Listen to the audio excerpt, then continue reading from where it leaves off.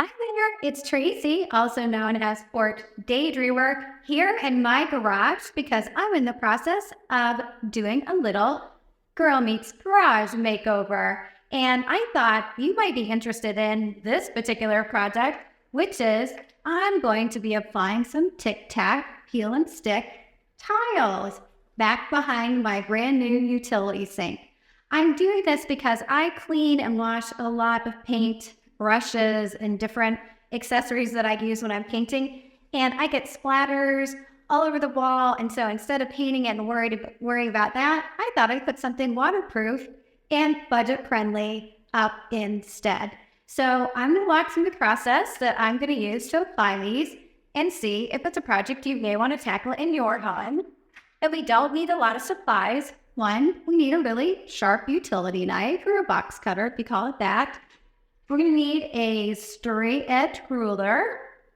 We're going to need some scissors and then a level. And I am going to use this really long yardstick level because I'm going to be able to draw a nice long line across because I'm going to hang it basically at the top of my pegboard and down. So come along and I'll show you how this is done.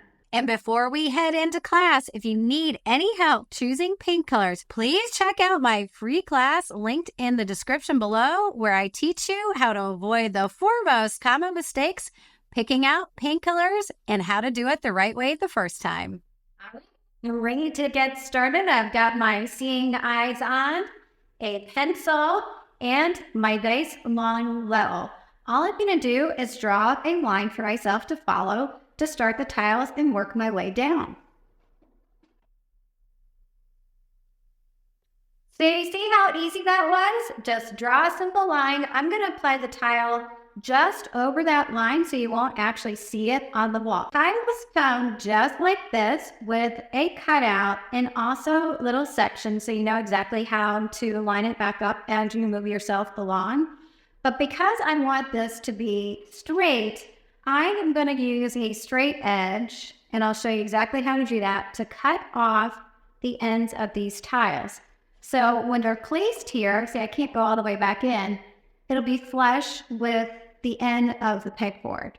To start, I'm just going to peel back the baffle to expose the adhesive. I'm just going to do a little bit to start with so I can position the tile exactly on that line and make sure it's perfectly level before I stick it there and pull the backer off, because I don't want to just stick it on the wall and not have it placed properly.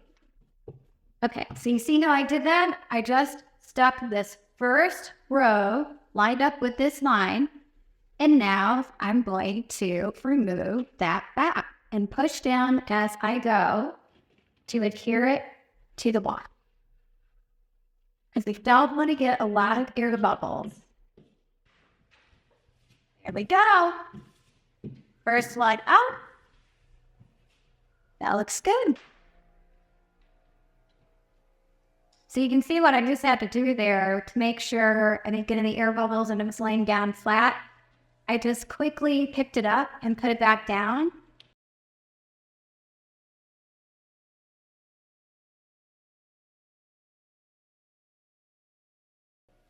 Nice and straight and even down really, really well. So now getting into the complicated part, and I'm going to start trimming enough pieces to fit down here and work my way down and over again. So I'm going to turn off the camera for just a few minutes and go ahead and cut all of those pieces and then start filling so you can watch the rest of them go up. Yeah, so this is a fun little occurrence that happens where you go to peel it and the actual back peels away from the adhesion itself. So just be prepared. Gonna add a little time to this project. Okay, I've already ruined one tile. Actually, now I'm up to two. Please buy extra. Something you have to be mindful of is when you get to the point where you're having to trim off the top or the bottom of a piece of tile is make sure you're staying within the pattern of the tile itself. So when I put this next one down, I don't want to cut off the top of the tile to make it fit. I want to cut off the bottom. So I keep this grout line in line with the rest of the tile. So be mindful of that, okay? Don't mess up the tile like I did. Okay, so you're probably wondering what happens when you get to the edge where the door frame is. All I did is I measured from this point to this point, which was luckily exactly 9 inches. And then I marked it on the tile, and I used my straight blade and I just cut it off. And I'm just going to stick it back on the wall just like that. Now it's going to get really complicated little pieces and parts that are going to have to fit here. You just do the same thing. You measure, you find a piece of tile that is exactly to match this area, and you just cut it to fit. Whew. So I've been at this for a while.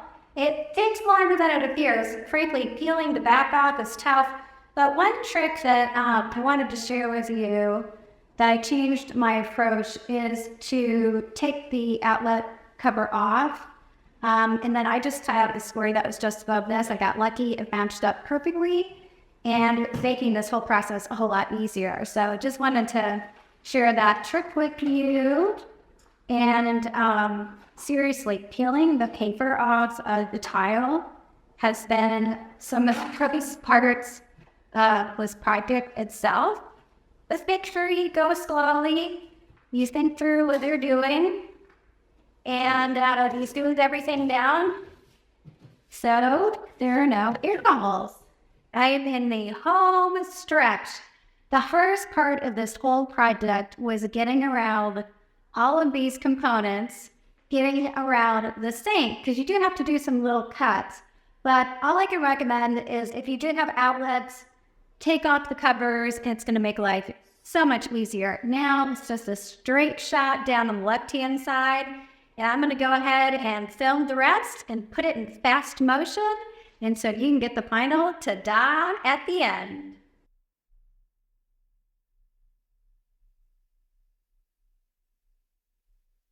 Surprise! I ended up tiling a whole lot more than just behind the sink because I ended up loving the look so much. Hey, now that we're friends, please hit that like button, subscribe, and make sure you check that notification bell so when I release brand new paint tutorials or fun and helpful advice on decorating, you'll be the first to know.